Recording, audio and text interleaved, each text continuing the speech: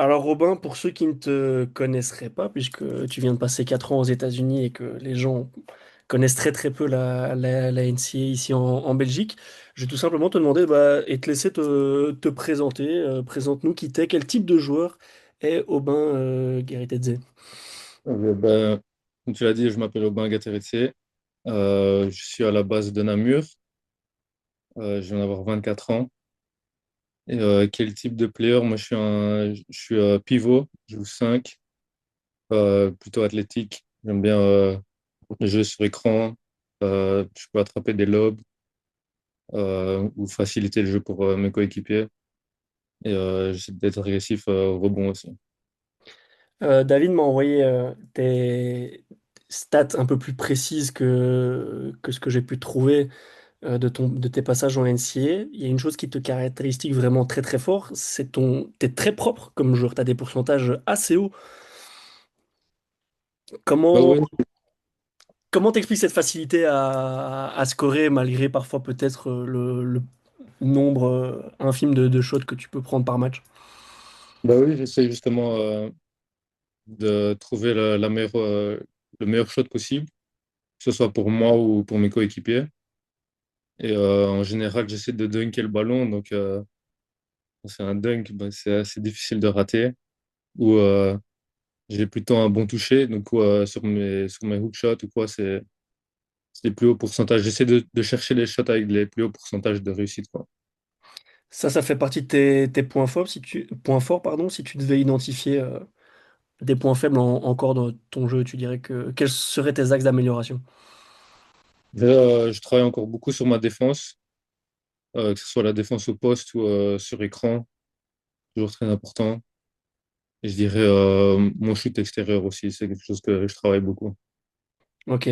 Est-ce que tu peux nous parler un peu de ton parcours avant d'arriver en NCAA et comment tu es arrivé en NCAA? Voilà, par quel club t'es passé ici et puis comment est-ce que tu en es venu à partir aux États-Unis? Ok, donc moi, j'ai commencé le basket à l'âge de 6 ans dans le club dans mon village à Folletombe, à Gèves. J'ai joué là-bas pendant quelques années quand j'étais petit. Puis j'ai commencé à avoir des envies de gagner plus de matchs. Du coup, je suis parti dans le village d'à côté, à Mayen.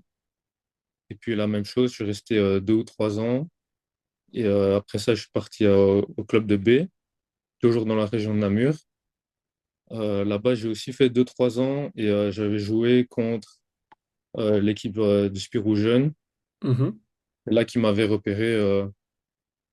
Ben, du coup, ils m'ont demandé de faire des tests. Et j'ai rejoint le Spirou. Ils avaient fait un genre de centre de formation à Charleroi. Du coup, j'ai rejoint le centre de formation à l'âge de mes 17 ans. Et là-bas, j'ai fait U18. Après mon année U18, j'ai fait l'équipe nationale U18. On a fait le tournoi en Roumanie, il me semble. Euh, et puis après ça, j'ai fait une année en U21 et des Division 2. Ok. Mais ça, c'était l'année où le Covid est arrivé. Du coup, la saison a été arrêtée, coupée court, quoi.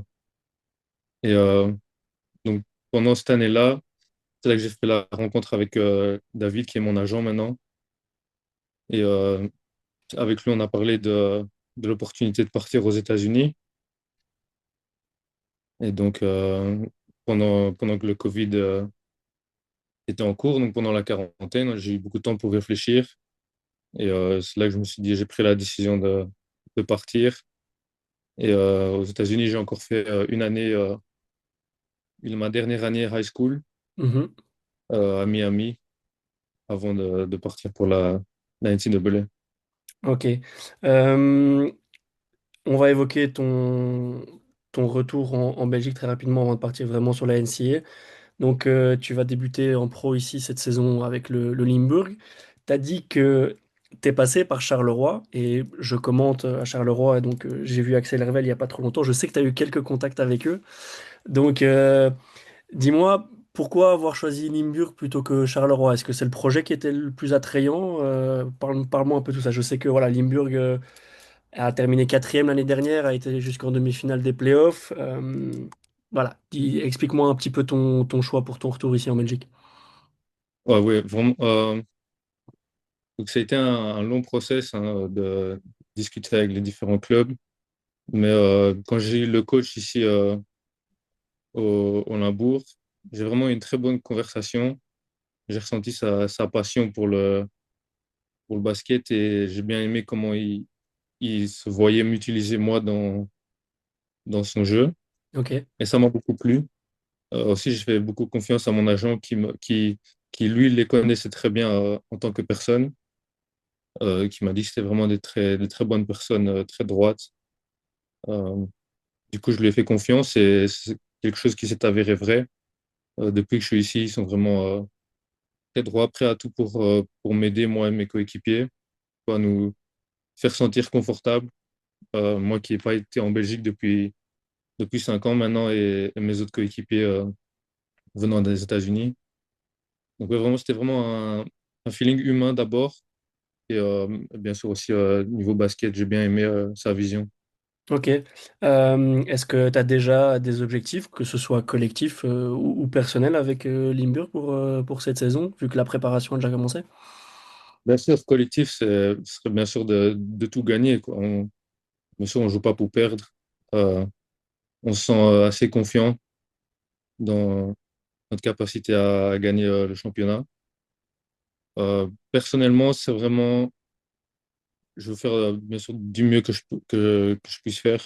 Mhm. Euh, Dominer, que ce soit en attaque, aussi en défense, bien sûr.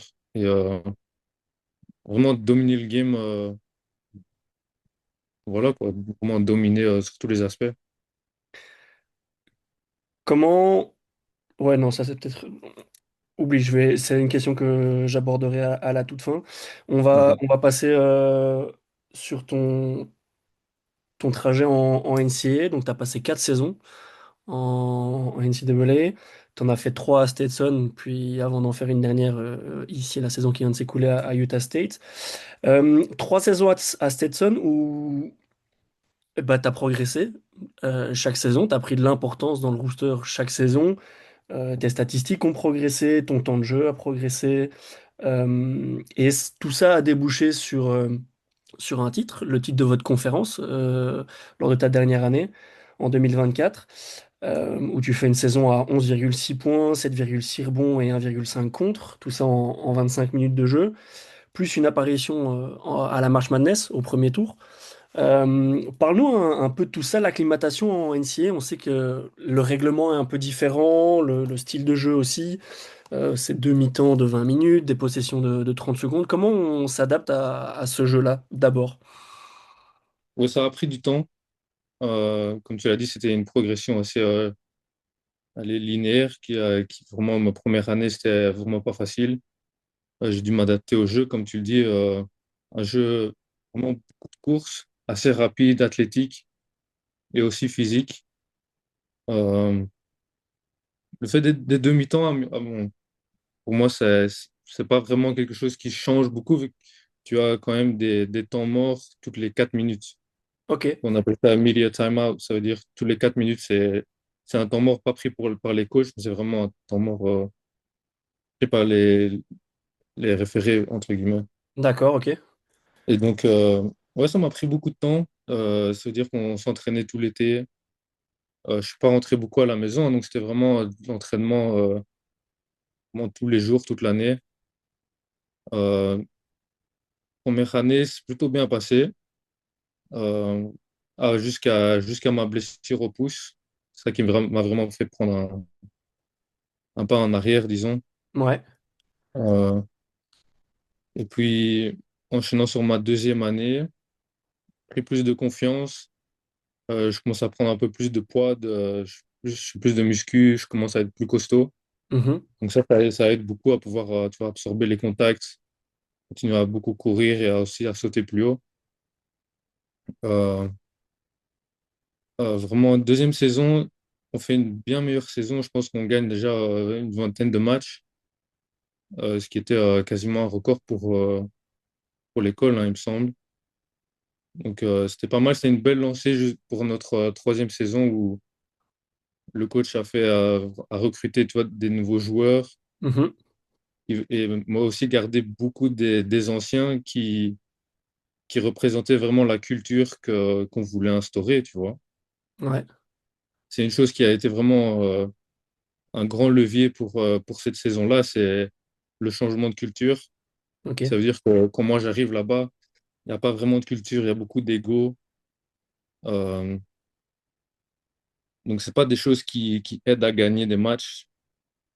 Et on arrive jusque-là à ma troisième année où il y a vraiment un brotherhood vraiment, vraiment fort. On s'entend vraiment tous très bien.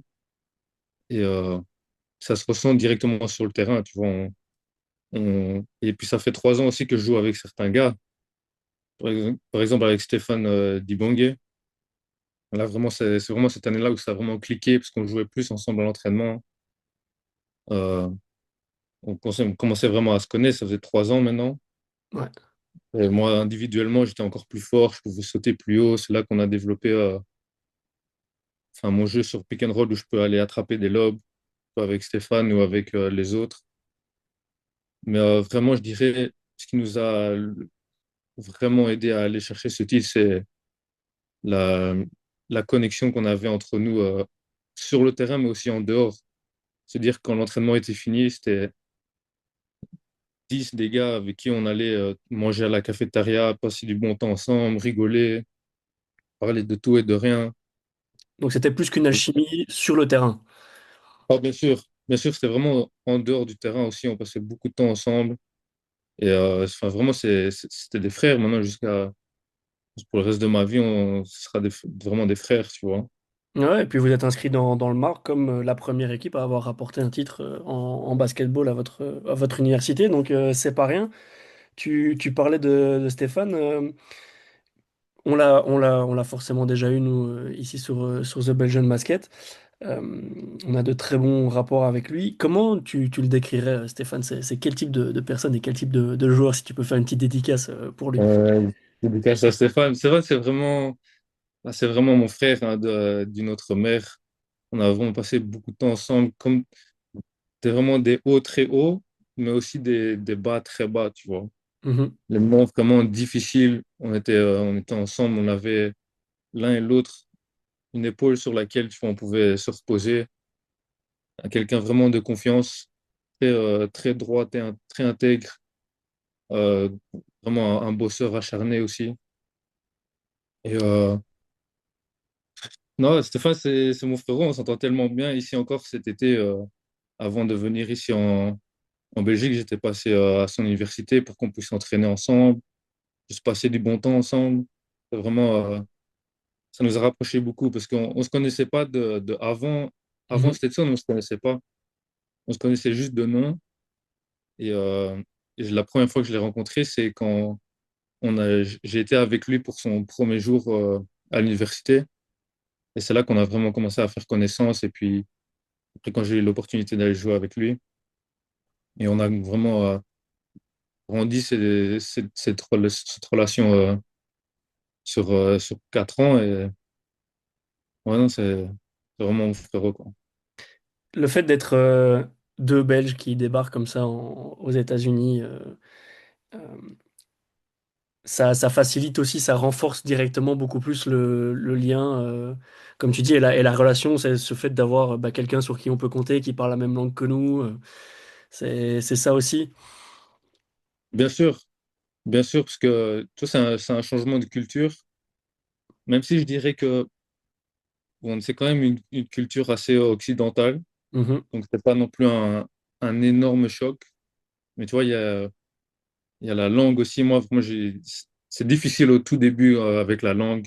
Ça m'a pris quelques mois pour vraiment être à l'aise à comprendre les gens et puis encore plus longtemps pour être capable de vraiment m'exprimer mhm.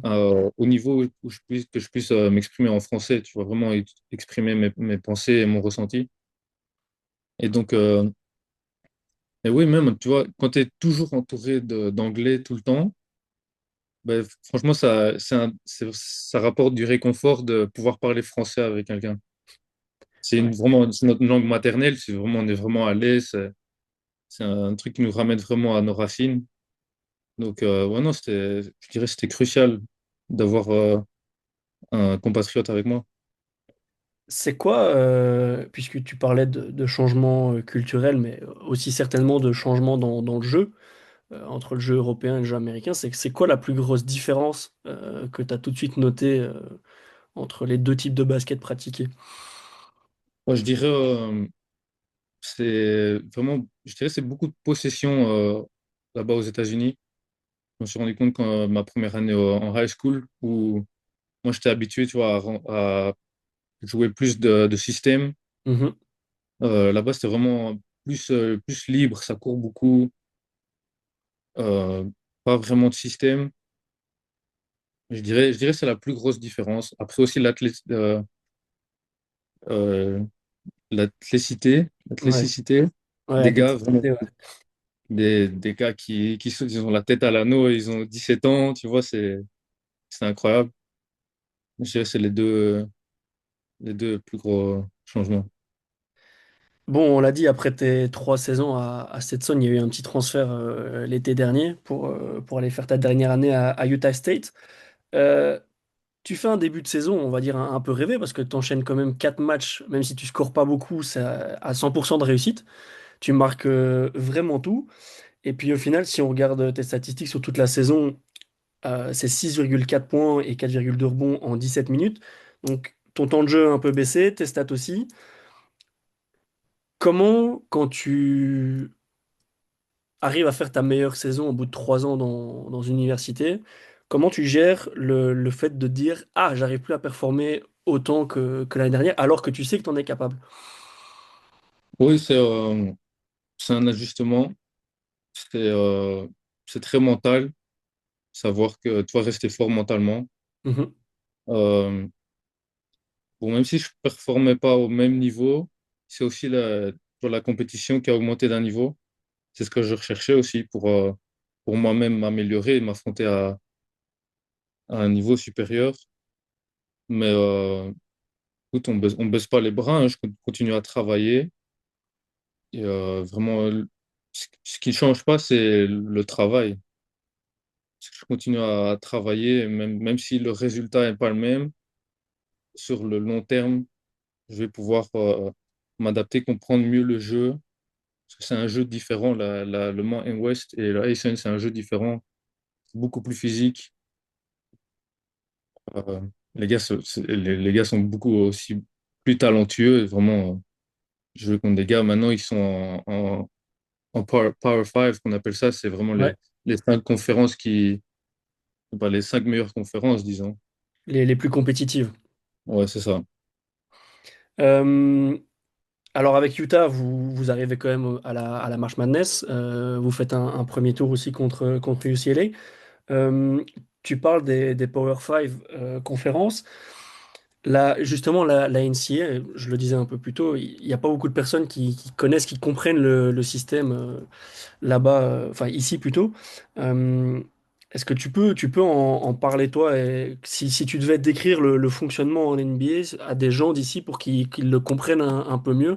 Parce que les chiffres sont quand même fous. La division 1 en NCAA basket, c'est 360 et plus universités, divisé en conférences qui regroupent une douzaine d'universités par conférence, je crois. Plus ou moins. Voilà. Comment ça fonctionne? C'est quoi le calendrier sur une saison? Et qu'est-ce que ça demande en termes d'intensité euh, et d'énergie de travail? Donc, ouais. Donc, la NCAA, déjà, il y a trois divisions. Donc, c'est encore plus compliqué parce qu'il y a trois divisions, division 3, 2 et 1. Euh, Division 1, il y a vraiment beaucoup d'équipes. Et comme tu dis, c'est des universités. Donc, ça veut dire que chaque joueur qu'on voit sur le terrain sont des étudiants athlètes. Mhm, C'est-à-dire faut maintenir une certaine note dans les classes, en classe, tu vois. C'est-à-dire que tu peux pas juste, c'est pas juste de l'entraînement et puis c'est pas juste du basket. C'est-à-dire on a cours la journée, puis entraînement et parfois encore cours. Donc ça, c'est des student athletes. Il y a plusieurs conférences et en- ça veut dire, ouais, comme tu l'as dit, il y a plusieurs universités dans différentes conférences. Et dépendant de la conférence, euh, ça dépend. Plus le niveau est élevé dans la conférence, plus il y aura d'équipes qui vont pouvoir aller au tournoi de fin d'année, donc la March Madness. Mhm.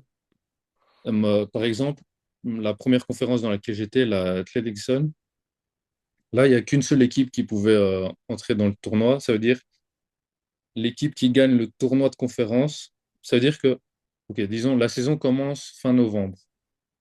Et là, tu joues pendant un mois et demi, tu joues contre des équipes en dehors de ta conférence. Puis vient fin décembre, c'est là que commencent les conference play. Donc tu joues deux fois contre chaque équipe, deux ou une ou deux fois, ça dépend. Donc à la maison et à l'extérieur. Et puis arrive février, fin février, c'est là que commencent les tournois c'est là que commencent les tournois de conférence. Donc genre les 8 meilleures équipes ou 10 meilleures équipes font un tournoi et l'équipe Un championne, playoff, il y a une espèce de playoff dans les équipes d'une seule conférence, quoi. c'est ça, des genres de playoffs dans la conférence. Par exemple, dans l'Athletic Sun où j'étais avec Stetson, il n'y a que l'équipe qui gagne le tournoi qui a droit à aller à la March Madness. Mhm. Et par exemple, dans la conférence où j'étais avec Utah State, Mountain West, là, donc l'équipe qui gagne le tournoi a automatiquement à la March Madness, mais les autres équipes, dépendant de leur saison, si elles ont fait une très bonne saison, elles ont joué contre des équipes classées plus haut, eh ben, et si elles gagnent contre ces équipes-là, eh ben, ça leur donne du crédit et une chance d'aller à la March Madness, même s'ils ne gagnent pas le tournoi. Donc, Ok. par exemple, nous, on a battu Iowa State. Tu vois, c'est une équipe de Big Ten, de Power 5. Mhm. Donc, ça nous donne, nous, des points. On a battu San Diego State, qui est dans notre conférence, et eux, ils étaient classés 20e meilleure équipe du pays. Donc, ça nous donne encore du crédit pour avoir une chance d'aller à la March Madness. Et à la fin, on n'a pas gagné le tournoi. Mais comme on avait fait une très bonne saison, on a quand même eu un ticket pour aller à la March Madness. Ouais. Et tout ça, Donc ça en fait gros, c'est partie. ça, voilà, c'est ça. Donc ça se passe comme ça dans toutes les conférences. Et puis tout le monde se rejoint à la March Madness. C'est un gros tournoi avec toutes les équipes championnes de leur tournoi individuel des conférences et les autres meilleures équipes. Et là, c'est un match à élimination directe jusqu'à jusqu'à le championship, la Mhm. meilleure équipe du pays. Ouais. Et tout ça pour, comme tu en parlais, la qualification et le ranking des équipes se fait selon un net rating propre à la NCAA, qui mériterait Ouais. d'ailleurs une vidéo. Je vais y penser. Pour terminer sur la NCAA, sauf si tu veux rajouter quelque chose par rapport à ton expérience à Utah State, mais quand tu vois l'évolution désormais où la NCAA va pouvoir payer les joueurs, comment tu vois ça, toi? Est-ce que c'est une bonne chose? C'est une bonne chose pour les joueurs européens? On a déjà vu plein de jeunes Belges et même des pros belges, je pense à Thijs de Rieder, qui ne restent pas dans des équipes européennes et qui partent du coup en université, en college, en NCAA. Donc, comment tu vois ça, toi, maintenant, l'apparition des salaires pour les joueurs universitaires? Je dirais, c'est une bonne chose. C'est une bonne chose parce que euh, voilà, on travaille quand même énormément pour ça. Pas que pour ça, mais tu vois, la charge de travail, c'est l'entraînement tous les jours, c'est beaucoup de matchs. Donc, je vois pas pourquoi ne pas payer les gens. Après, les sommes d'argent, ça commence à vraiment...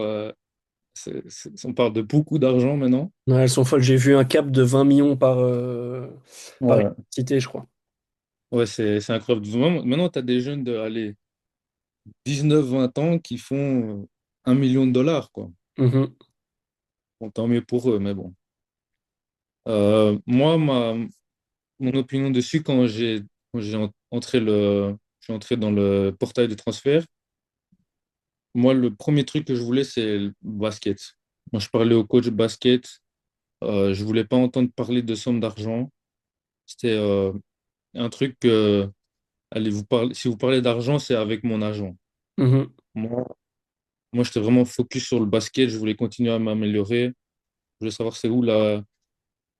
Parce que pour moi, toi même à Stetson, on n'avait pas d'argent, mais tu vois, cette connexion avec les gars, de voir tous les jours s'entraîner, c'est ça qui m'a apporté du plaisir, tu vois, du bonheur. Je me sentais bien parce que allez, on s'était bien entraîné, on va manger ensemble.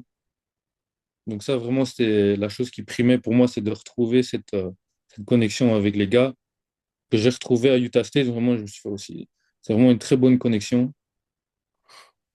Donc ça dépend des gens. Moi, je dirais qu'il faut pas, non, c'est pas spécialement courir après l'argent, mais je sais bien que maintenant, il y a des sommes qui peuvent vraiment changer une vie, quoi. mhm. Donc, ça dépend de ton éducation, ta mentalité. Et ce que tu recherches vraiment aussi, c'est ce que certaines équipes vont te proposer plus d'argent parce qu'ils ont plus d'argent, mais peut-être pas spécialement une meilleure situation niveau basket, tu vois. Donc c'est là qu'il faut être prudent et prendre ce temps pour s'entourer des personnes qui ont beaucoup de savoir et prendre ce temps pour prendre la décision. Euh, Top, merci pour ta réponse. Je pense que c'était la dernière question que je voulais poser sur le volet NCAA.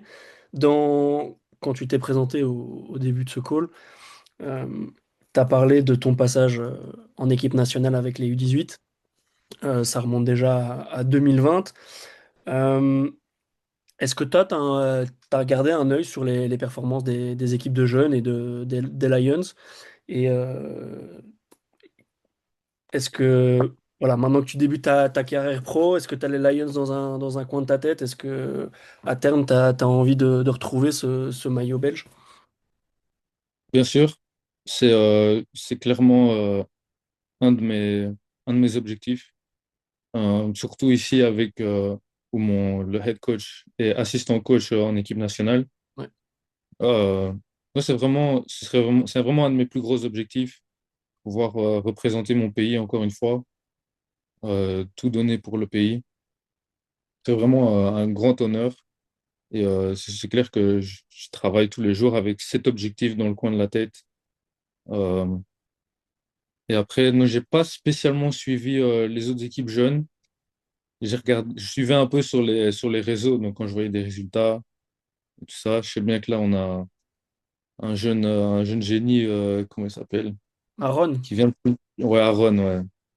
Aaron Aaron, je me Onana, ouais, souviens, parce que je me souviens, Aaron, c'est incroyable parce que je me souviens, je l'avais vu, il était encore à Woluwe et moi, j'étais encore à Charleroi, c'est parce que c'était ma première année, donc il devait être, je sais pas, il devait avoir 12 13 ans. ouais. Et on sentait déjà qu'il avait du talent, mais bon, après, j'ai pas trop checké. Je regardais un peu ce que mes coéquipiers de l'équipe nationale faisaient. Par exemple, Jay Mitchell. Mhm. Euh, J'étais en équipe nationale avec Alain Moukeba.